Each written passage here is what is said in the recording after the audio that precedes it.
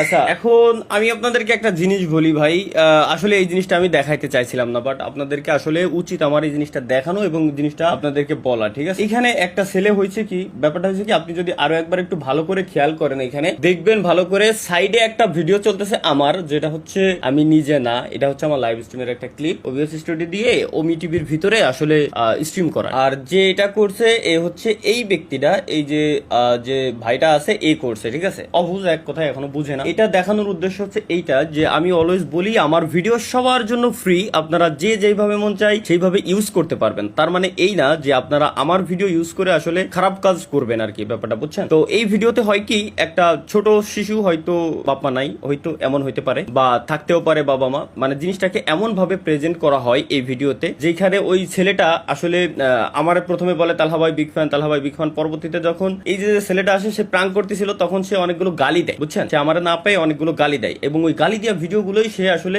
Publish করে দেয় Facebook পেজে, এবং এই ভিডিওতে অনেক মিলিয়ন ভিউজ আছে, প্রচুর পরিমাণে ছড়াইছে আর কি, অনেকগুলো পেজেও আপলোড করা হয়েছে এই সেম ভিডিও ক্লিপটা। তো আমার ভিডিও ফ্রি, তার মানে এই না যে আপনি যেইভাবে মন চাই আসলে খারাপ ভাবে প্রেজেন্ট করবেন আমার ভিডিওটা দিয়ে। এখন যে ছেলেটা গালি দিল, তার যদি বাবা মা থাকে, তার বাবা মার কাছ পর্যন্ত ভিডিওটা পৌঁছাইছে অবশ্যই। এখন তার বাবা মা যদি তারে কোনো শাস্তি দেয়, তার সমাজ তারে কি বলবে, সমাজ তারে কোন চোখে দেখবে, এটা কিন্তু একটা ভাবার বিষয়। ওই ছেলেটা যদি সহ্য করতে না পায়, ওই ছেলেটার কিছু একটা হয়ে যায়, কি হওয়ার কথা বলতেছি আশা করি বুঝতে পারতেছেন, কিছু একটা হয়ে যায়, তখন সম্পূর্ণ দায়ভার থাকবে যে ছেলেটা ভিডিও করছে, অবশ্যই তার, সে কি দায়ভারটা নেবে? তারে যতই আমি ছোট বলি আর কি, হয়তো আমাদের থেকে বয়স অনেক ছোট, 16-17 বছর হয়তো বয়স হবে, বা ম্যাক্স টু ম্যাক্স 20 বছর বয়স হবে, এর বেশি না, কিন্তু সামান্য কিছু ভিউজ পাওয়ার জন্য তারা যখন ফেসবুকে এই ধরনের ভিডিও আপলোড করে, ওখানে নাম খারাপ হয় আমার, কারণ ওই ভিডিওতে সে শো করছে আমাকে, আমার জিনিসটা শো করে, মানে আমার ভিডিওটা শো করে সে ওইভাবে ভিডিওটা প্রেজেন্ট করছে। সে ভালোভাবে প্রেজেন্ট করতে পারতো, বা গালির যে সিনগুলো আছে এগুলো সে সরাই দিতে পারতো, সে কাট করে দিতে পারতো, কিন্তু সে সেগুলো করে নেই। কেন? কারণ সে জানে যে এগুলো রাখলে সে ভিউজ পাবে। তো এনিওয়ে, এটা হচ্ছে মূলত মেসেজ দেওয়ার জন্য। আমি চাইছিলাম না যে জিনিসগুলো আসলে আপনাদেরকে দেখানো হোক, বাট আমি চাচ্ছি যে আপনাদেরকে জিনিসটা মেসেজ দিয়ে রাখি